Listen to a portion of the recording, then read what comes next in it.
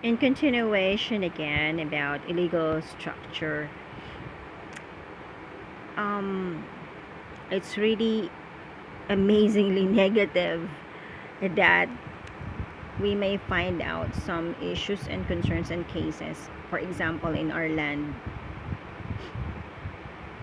na even the local government unit servants does not care at all, right? Kumuha ng panambak from our land. Nung nakita ako, akala mo sila yung may-ari.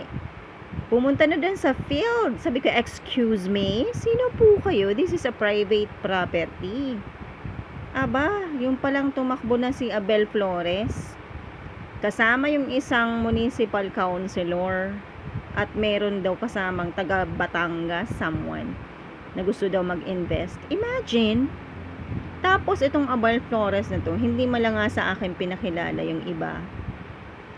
Sabi niya, magre-rent daw siya. Nung nakita ko yung lugar, parang matagal na silang may ginagawa doon. Tas ako, parang hindi na ako welcome dun sa sarili kong bahay.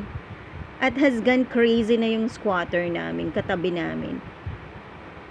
Sabi ko, tas nagkikindatan sila. So, meron ng connivance. Imagine, guys, squatter na yung mga nandoon. Aba, nakikipag-transaction sa iba.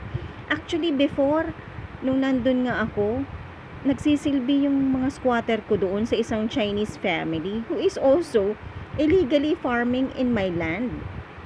Eto pa, yung Chinese na yun, that time nga kasi hindi ko pa alam yung extent ng land namin. Aba, pinagsisiraan pa kami ng Chinese.